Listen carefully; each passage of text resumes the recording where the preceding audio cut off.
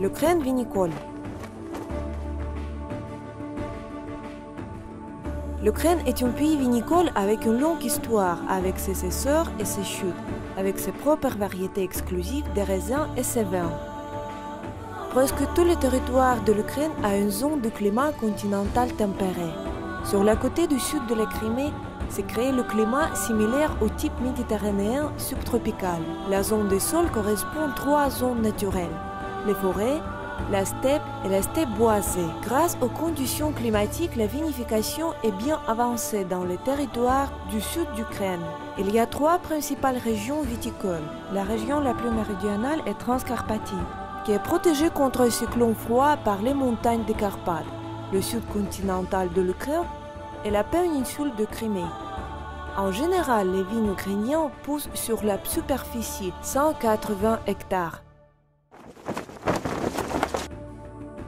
Des conditions favorables pour la vinification sont en Crimée. Un grand nombre de jours ensoleillés et la proximité de la mer Noire offrent la possibilité de créer la marque des vins de liqueur sans précédent. Le sud de Bessarabie et de steppe de Tavria, du climat continental tempéré, sont favorables à la production des vins de table. Ces vins sont très concentrés, avec un arôme caractéristique de la variété délicate et un bon goût harmonique. Les vignobles de Transcarpathie, la région des forêts et de montagnes, sont bons pour produire des vins secs avec de notes florales et délicates.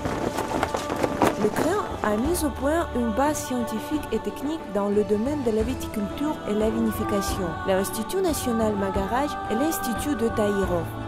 Ces centres de recherche cultivent des variétés de raisins adaptées aux conditions naturelles de l'Ukraine, notamment comme si le premier de Magaraj, la perle de Crimée, Sukhol-Limansky, le noir d'Odessa et des autres.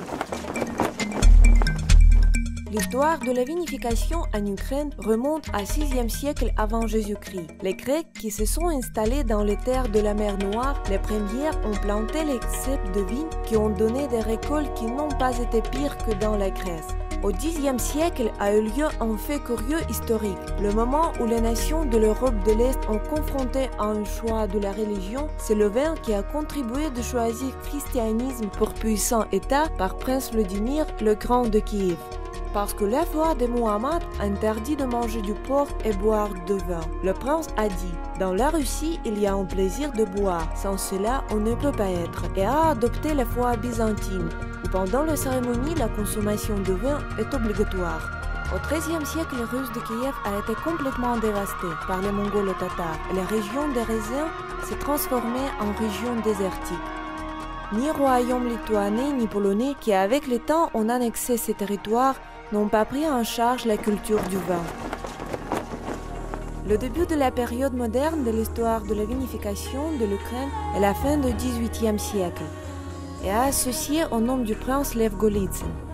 Sur la côté sud de la Crimée, il a planté la vigne, a fondé les caves et a construit le premier usine du vin dans l'Empire russe.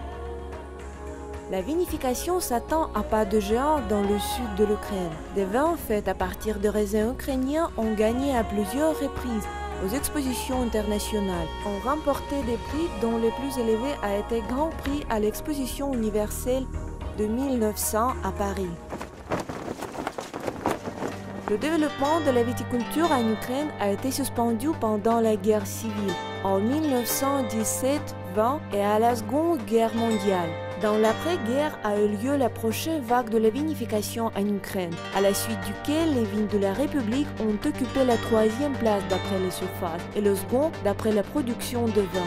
La période pacifique après-guerre en Union soviétique a pris fin, comme toujours, par la guerre persistante du régime communiste, cette fois contre l'ivresse. Quand, de 1985 à 1988, en Ukraine, on a été coupé de plus de 50% du vignoble et certaines variétés complètement détruites. La tendance de la baisse des volumes de la vinification en Ukraine a cru après l'effondrement de l'Union soviétique.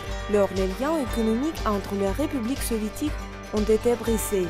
À titre de comparaison, la production de vin en Ukraine de 1980 à 1997 a diminué de 5,6 fois et la consommation de vin a baissé de 16 fois.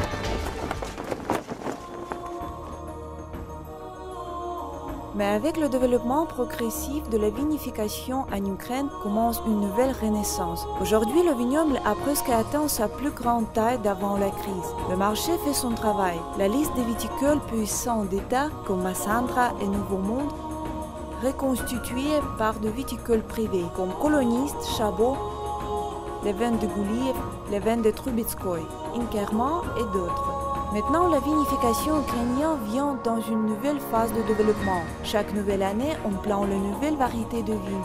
On améliore les technologies de production. On crée le nouveau vin. Actuellement, c'est la création d'une nouvelle histoire du vin en Ukraine.